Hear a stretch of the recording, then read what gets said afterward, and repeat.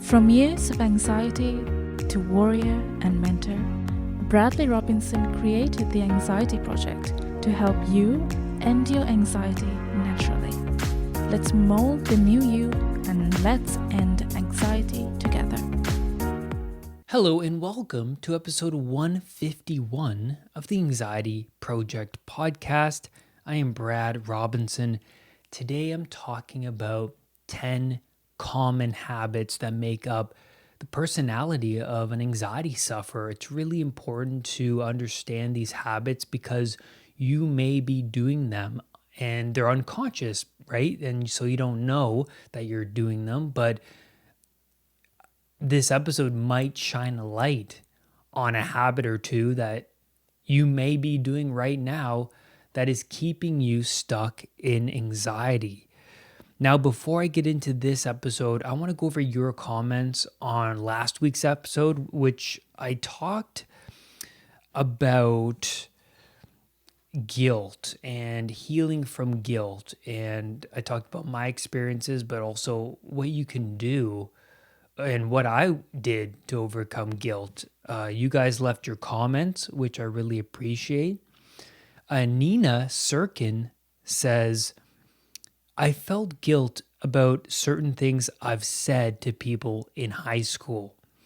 I spent a long time beating myself up over it, but now having that perspective of being a young, stupid kid and that I'm no longer that same person helps tremendously. Also asking myself, would I say that now? Helps to get that point across to myself. Nina, absolutely, yes, that is the way. I like how you said, would I say that now? I say that to myself sometimes, or usually it's about, do I actually believe that now? Do I really believe that? And the answer would come up from the depths of my unconscious, and it would say, no, I don't believe that. And that's like this truth that emerges, but you have to really ask yourself, right? And I love how you're doing that. That you're saying, would I say that now, knowing at the time, because we make mistakes, right? And when you say to yourself now, would I say that now? Well, I'm sure the answer comes up as a no, right? Because the guilty feelings are an indicator that you kind of learned a lesson, right? That you shouldn't have done what you did. Really powerful. Punk Rock Burton leaves a comment saying, I needed this episode. I can't fathom the amount of time I've spent ruminating over past actions that have caused me guilt. Also, learning about the shadow is important for overcoming guilt. I totally agree. Now, let's get into this episode. 10 common habits of an anxious person. Now, habits are automated behaviors stemming from your unconscious mind. We want to run a great portion of our day-to-day lives automatically because there's just too much information, right? If we have to critically think about every little piece of information, then we will be drained by the time it reaches 12 o'clock, right? And so our body wants to automate itself. We are routine creatures, right? Having a routine is important because it doesn't force you to think critically. You just know, you wake up, you know what you have to do.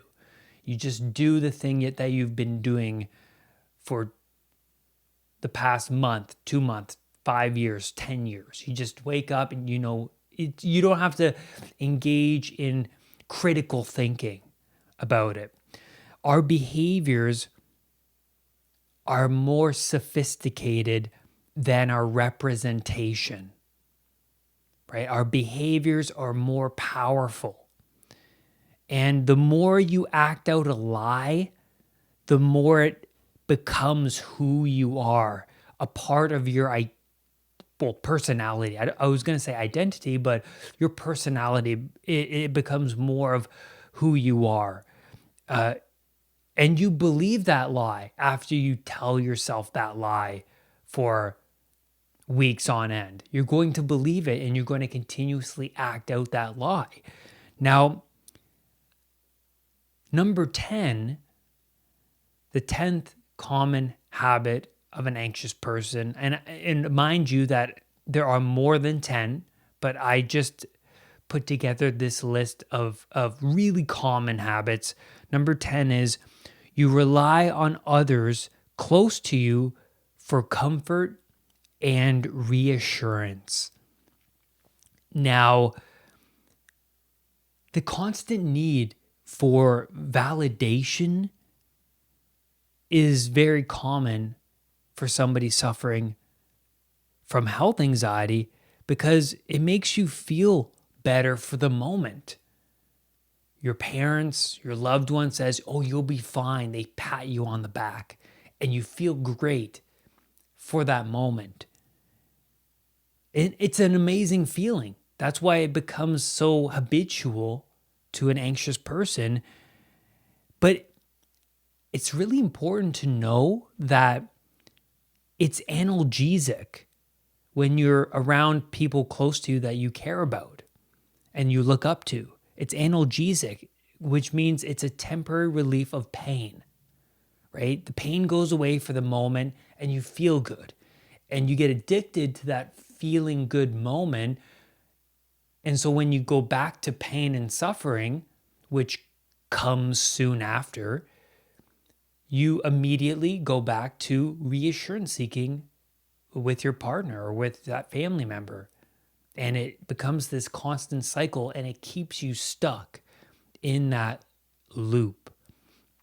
The 9th common habit of an anxious person is that you care too much about others and less about yourself. Really interesting because for me, I always cared about what others thought. And if I did something, if I said something or acted in a way that made me feel embarrassed, I would ruminate over what other people thought about what I did. And I would ruminate over, do they like me? Did I just ruin our relationship? Did I compromise my job in some way? And anxiety sufferers, they care too much about pleasing other people and they neglect their own health. The people that care about you are going to be more stressed and annoyed that you're neglecting your mental and physical health. That's really important to know. So you think that you're a good person, that you're trying to help other people, that you're offering your help.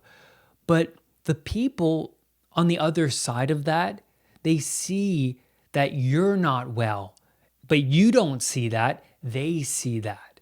So you think you're this good person who's a very compassionate person trying to do your best to help those people, but they see something different. They see, that Brad can't even help himself. John can't even help himself. Suzanne, she can't even help herself, right? So if you care about what others think, then it's best that you help yourself first before you help anyone else. And what happens is when you help yourself, that bleeds out into the people around you.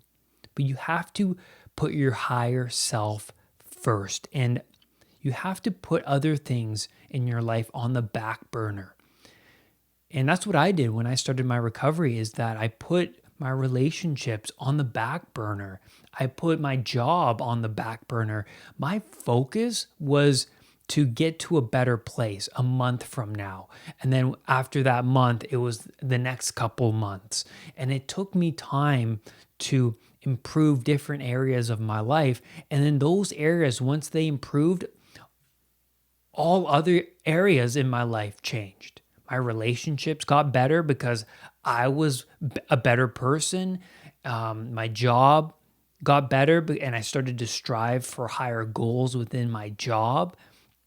So when you start to look at your behaviors from a micro level and you start to change those micro behaviors, then macro manifestations will come about.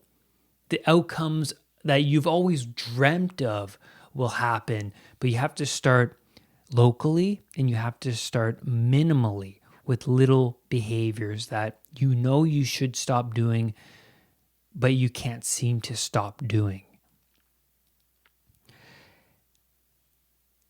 And so the people around you are more concerned. I know people who are suffering from anxiety and they're doing their best to be there for me. They're doing their best to offer their assistance when I'm not feeling well. But in my mind, I see them and then I think, I have the tools and strategies and the confidence and the self-respect to handle and deal with those challenges. How can you help me when you can't even help yourself? That's what I think in my mind. I take those comments with a grain of salt based off of how I see your own self-respect, how I see how you're treating your own self. Number 8 is any uncertainty causes a massive spike in anxiety. And so you blow your lid easily. You blow up so quickly. Your glass is overflowing. The glass is you, and the water that's at the tip top is all of the emotional, unresolved baggage that has yet to be resolved. And any new novelty that comes your way, any more water that pours into the glass, it'll overflow.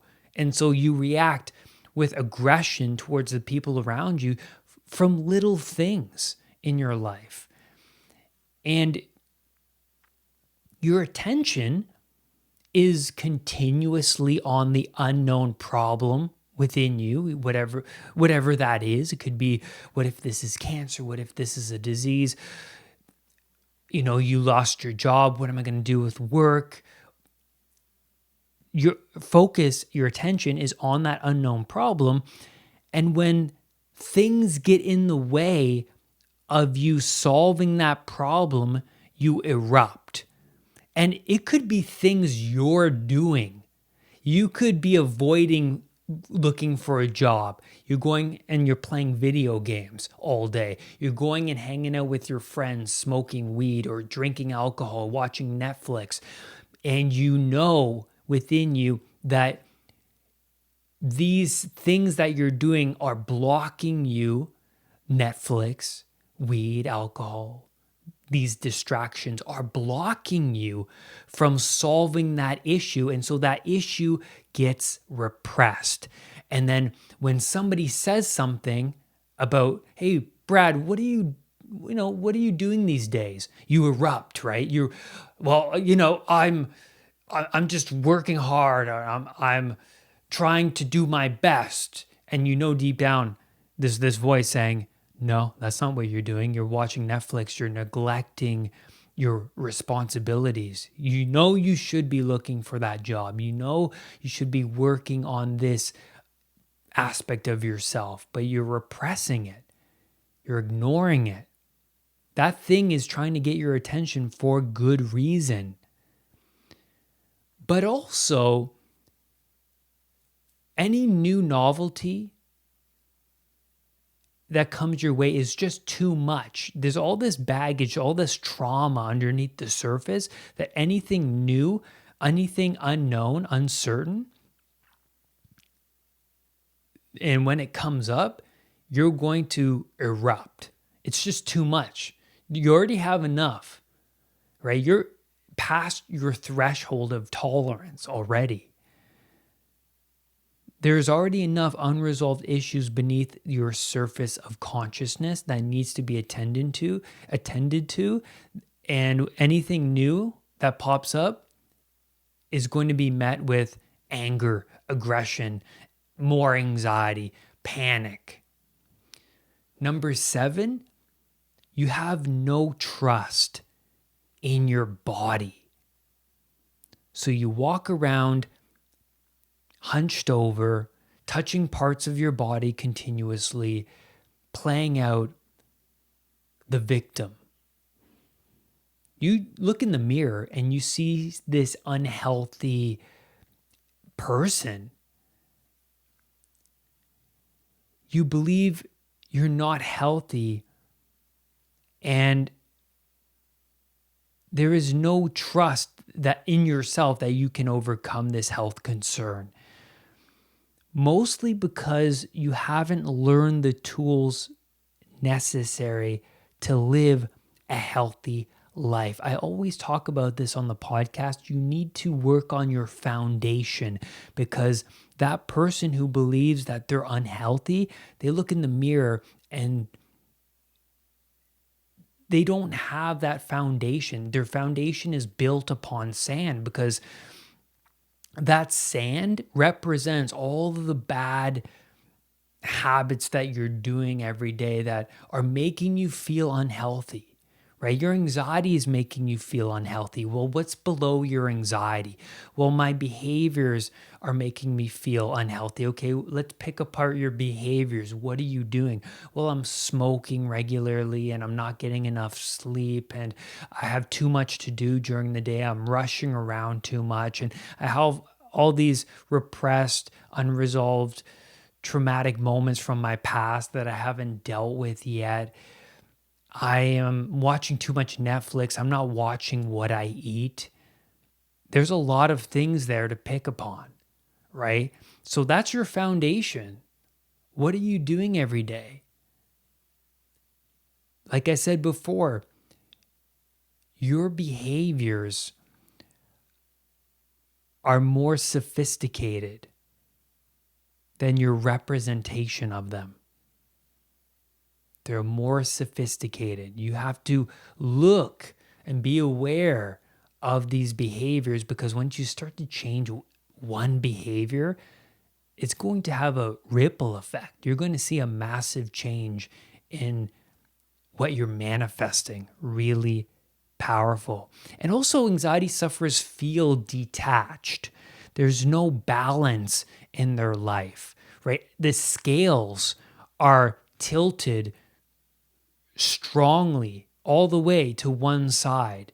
They need to balance out and sacrifice a lot of things so that the scales start to even themselves out. Number 6, you can't seem to change your behaviors. Now, being in pain can be your new familiar, your new normal. That's your normal, being in pain. You don't know any other way of being. You've been the victim for a long time.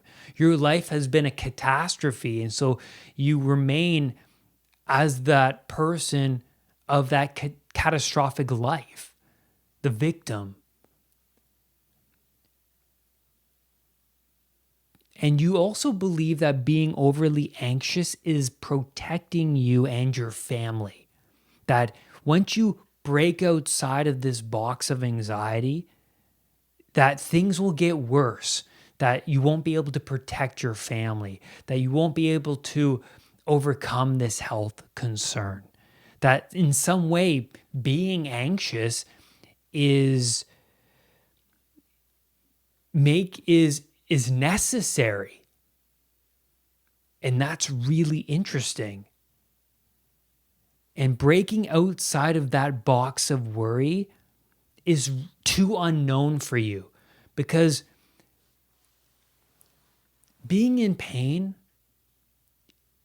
gets familiar too quickly, right? And confronting your inadequacies is way too painful, because once you confront an inadequacy of yours, what happens is you have to then work on those things, work on those habits and behaviors that, because when you confront an inadequacy, there's too many directions to go, because you are confronted with that thing and I got to work on that, but how am I going to work on that? That opens the door to this massive unknown space. And then so you have to follow a mentor, and then you have to follow steps through books or YouTube videos or podcasts to work on that aspect of yourself, right? And that's a lot of work. You have to reach outside of the domain of what's known to you into this unfamiliar place.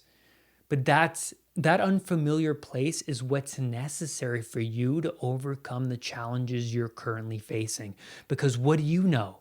You've been stuck in this same cycle, right?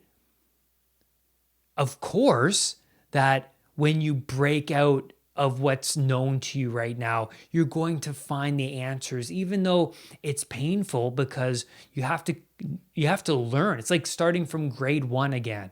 Oh, I have to learn how to breathe properly again. I have to learn how to meditate, or I have to learn proper posture again. It seems ridiculous. It seemed ridiculous for me when I first thought about it. I'm like, I have to change my posture and the way I breathe. I'm not breathing properly. It's like, oh my God.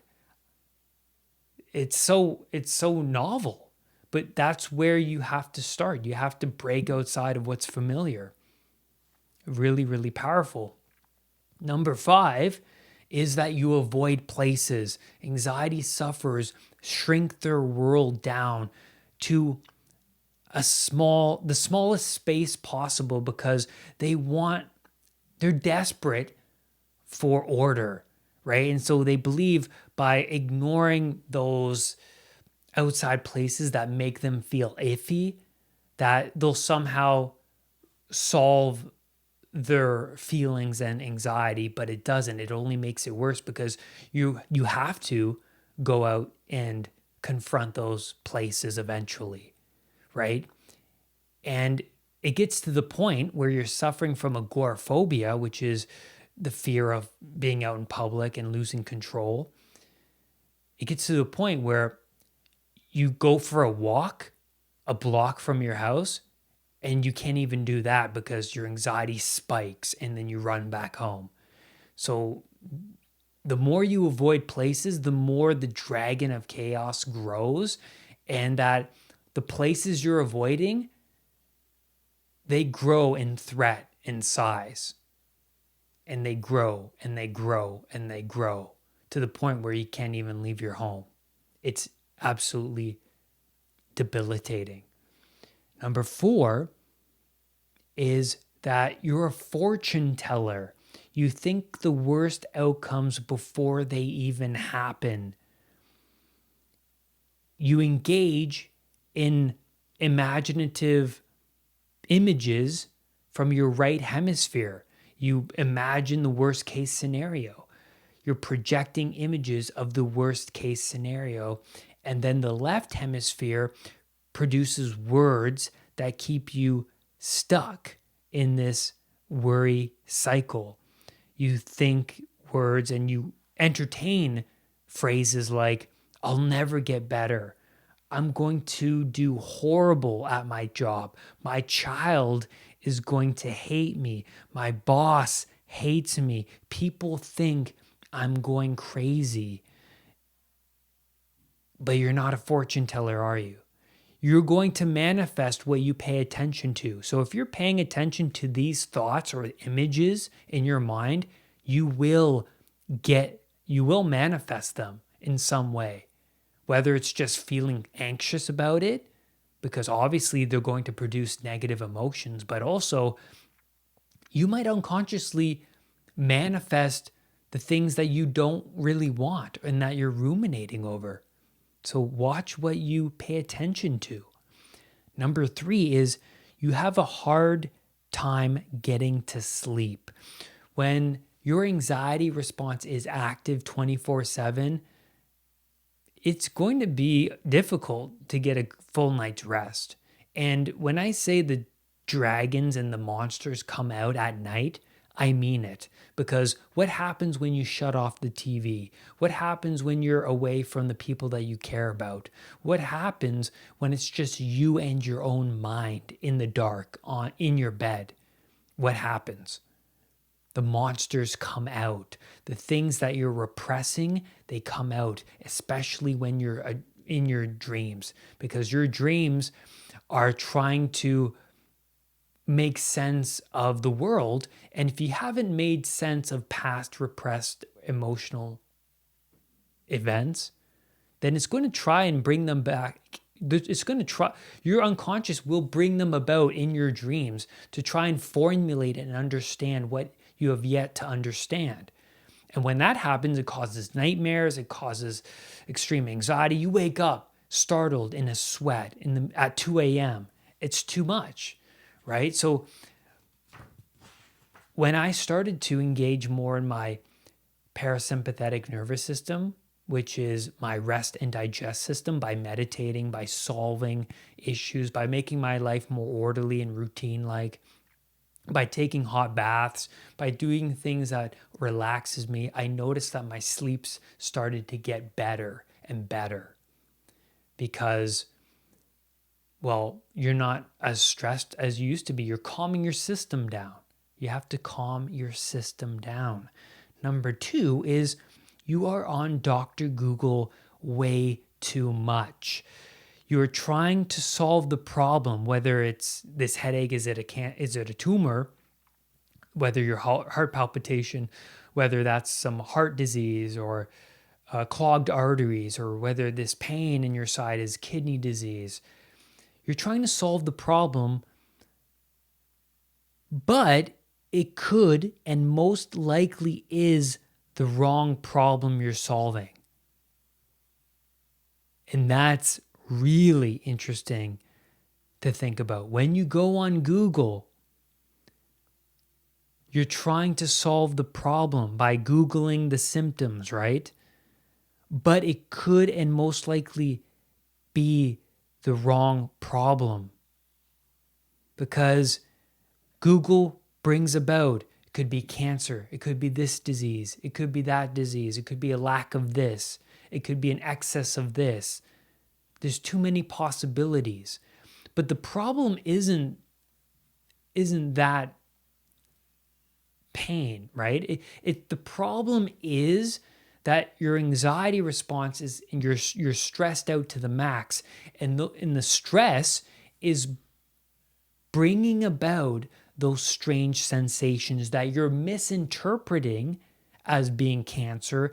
Then you're Googling the symptom, and then what Google does is it opens up a door of many other possibilities, and that overwhelms you, and thus enhancing your anxiety, and thus keeping those symptoms and feelings alive more. Number 1 is you spend too much time in the bathroom. And I found the bathroom to be a place where I can somewhat compose myself, especially when I was out in public or with friends or with Maggie's friends. I found that running to the bathroom was a great way to escape the judgment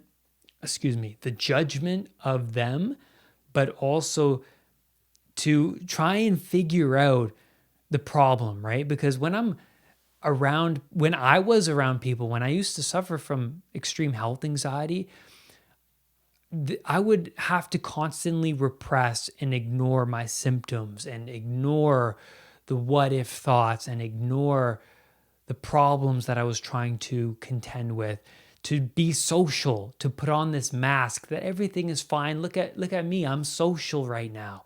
But there would be a point where I'm like, I can't do this. I have to go to the bathroom. And I go to the bathroom.